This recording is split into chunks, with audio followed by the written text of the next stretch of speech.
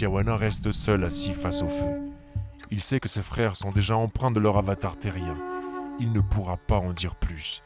Il place ses 10 doigts proches de son cœur et ouvre ses mains en direction du feu et dit « Cha ». Une feuille d'or se pose devant lui, chers auditeurs-lecteurs. Il la ramasse et dessine avec sur le sol de la grotte le logo de la radio Eden Rock. Oh, nous pouvons peut-être nous poser comme un hélicoptère et tenter une interview exclusive de l'avatar de Tiawana chez les Moran. Et attache ceinture, Mad Cax. Eden Rock Radio, ça vient pour toi. Eden Rock Radio. Et oui. Bonjour Tiawana, ici M Filament en studio 3N4D. Que lis-tu alors sur cette feuille d'or ? On y lit sur cette feuille une faille, une déchirure, dans laquelle vient se glisser la lumière. Toute communication est issue de soi-même, avec ce yin et ce yang. On danse avec ses chocs, ses charmes, pour tenter de maintenir un flux qui est celui de l'infini. C'est-à-dire, c'est intense. Et à chaque fois, on voudra se protéger de cette intensité, parce que c'est une responsabilité d'être soi-même. Alors le coq chante et les poètes font des trucs de la poésie, tu vois. C'est l'humain, la conscience de l'humain qui tente d'exprimer quelque chose qu'il ressent. Et ce qu'il ressent ne peut être que le miroir de l'instant et de ce que l'on y glisse dans nos personnages que sont nos terriens avatars. Pour rencontrer, en tant que personnage, celui qui écrit l'instant. Mais alors, peux-tu nous dire qui est celui qui écrit ? Si ce n'est une conscience qui tente de faire au mieux le reporter de cette chose-là. Les radios transportent des fréquences. Des informations que l'écrivain récolte au fil de ses instants présents. Alors laissant cette trace dans le temple, reprenant un peu les rênes en moi de cette chose-là, avec ma solitude, pour pas polluer l'autre de son réveil. Et en parlant de l'autre, où est l'agent Tara en ce moment ? Eh bien, elle est dans l'autre grotte voisine. C'est comme une autre dimension. Et elle vit aussi son trip comme si elle était seule. D'ailleurs, tu peux dire aux auditeurs d'aller voir, c'est le chapitre Tara de cette histoire. Tara aussi va vivre sur Terre en tant que cadette, la sororité avec 3 sœurs. Elle va alchimiser l'énergie du cube car le monde créé pour l'instant sur Terre se perçoit à l'envers avec beaucoup d'énergie néfaste, avec des vecteurs étonnants du point de vue de ma conscience.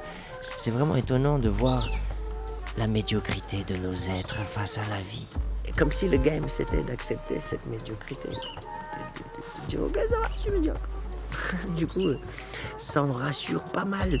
C'est pour ça qu'on est tous à ce niveau-là. C'est-à-dire, si c'est le cas, vas-y, y a pas de souci, moi je fais rien du tout. Notre état de terrien au comportement médiocre va jusqu'à même créer des sortes de poupées pour que ça se fasse à l'extérieur de soi, comme l'intelligence artificielle qui est devenue même plus sensée que les terriens diminués. Ali il fait, oui, mais où fait quoi où? Quand ça nous a fait, nous essaye, fait comme une paix de notre bateau. Shiva l'a poufé Chavirali, et Ganesh il donne à nous la force continue à aller. Voilà pourquoi sur Terre, tu existes dans la médiocrité. Et tu existes dans cette imperfection de la faille de la feuille d'or qui va révéler la perfection de cette chose-là, qui englobe l'imperfection. Donc de toute façon, on y va. C'est comme si on était venu vivre l'enfer insupportable, pourtant on est là et on se dit les choses et la vie continue d'exister. Maintenant, on observe ça, comme un bon guerrier, on continue d'aller à la guerre. Salut, je vais faire mon expérience.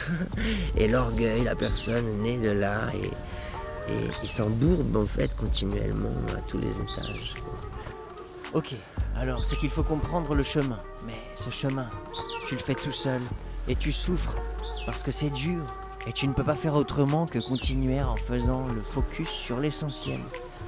L'envie de tenter de créer des liens avec les personnes, autant bien que mal, mais les personnes vont interagir et vont faire exister que uniquement la dimension qu'ils sont en train de fréquenter. Et voilà, le viol est terrible là constamment. Maintenant, on observe ça comme un bon guerrier, on y va à la guerre, magie est palpable dans cette dimension et les artistes comme mon avatar plongent dans cette folie pour explorer jusqu'au bout, pour voir comment une conscience fonctionne avec ce flux et cette transparence.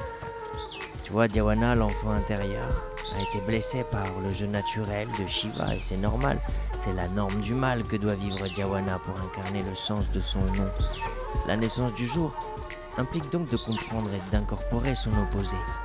Cette destruction momentanée devient donc une étincelle pour la réalité. Merci à l'avatar de Shiva d'avoir osé endosser cette lourde tâche. Alors partons de l'hypothèse qu'à la base, cette matrice-là n'existait pas. Et que c'est parce que nous avons tenté de jouer le jeu en voulant prouver qu'elle n'existait pas que nous l'avons fait exister. Et maintenant, nous devons la maîtriser de l'intérieur pour peser le poids de sa cohérence. Le yoga, à ce qui paraît, ça aide bien.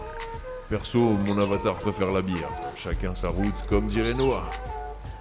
Le yoga signifie que tu vas à la fois détruire cette chose que tu es en étant naturellement plus grand que cette chose. Tu es une implosion à toi-même parce que tu vas construire cette chose de l'intérieur de toi. Tu es donc déjà plus grand que cette chose. Tu vas construire des espaces vides provenant de tes émotions et sensations physiques. De ces cases vides, tu dois comprendre comment les remplir de toi-même sans vampiriser l'autre. Mais qu'est-ce que tu veux? Chacun fait comme il peut. Ah là là là là. Alors que ces moments-là, on peut les consacrer à l'exploration de nos 10 doigts, du corps à corps sans histoire et d'amour constant. C'est pour ça que la légende de la Terre porte le 2e titre de l'amour autour d'une salade. On tourne autour d'une grande salade et chacun invente sa sauce en plus. Oui, et parfois, il y a des sauces qui te dégoûtent de la salade elle-même et les églises et les temples déresponsabilisent les gens face à l'énergie d'amour. Nous ne savons plus ce que c'est depuis qu'on s'est coupé de notre nature profonde. Nos familles, en fait, sont les vestiges de notre tribu. Oh oui, et j'ai pleuré aussi juste de voir le comportement des gens qui marchent avec leurs chaussures dans le sentier. Et en même temps, tu vois, c'est délicieux de pouvoir vivre une sensibilité comme ça. Cette sensibilité qui, elle, est invisible aux yeux des terriens. Et pourtant, c'est ça qu'ils cherchent dans leur culte mystique. C'est la conquête de l'invisible.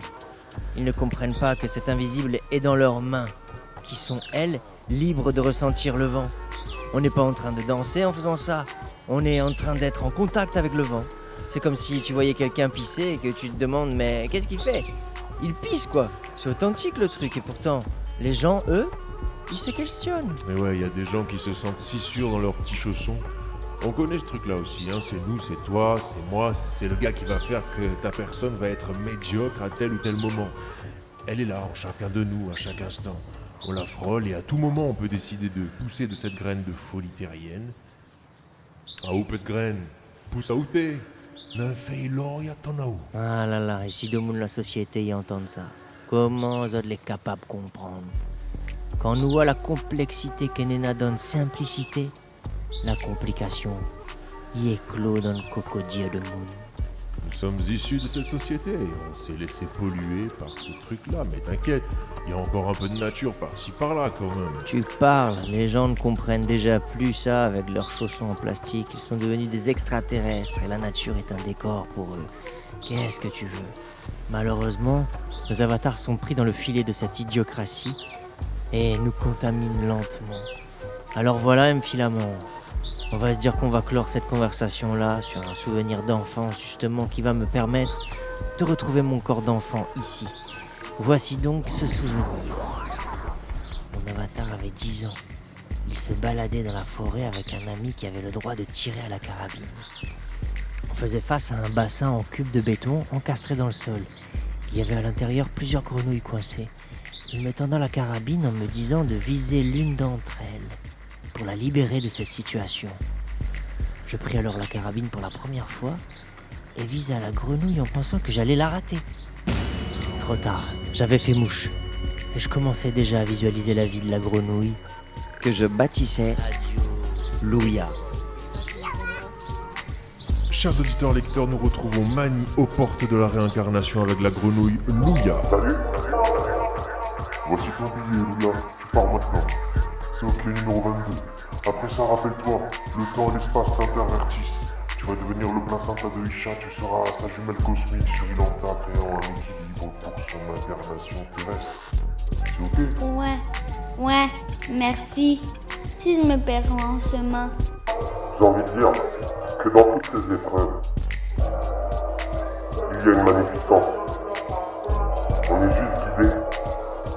On doit juste avoir notre libre arbitre pour trouver ce qui est vraiment centré dans le tout et en nous. Rien ne nous appartient. Alors, tu as de quoi conseils pour moi?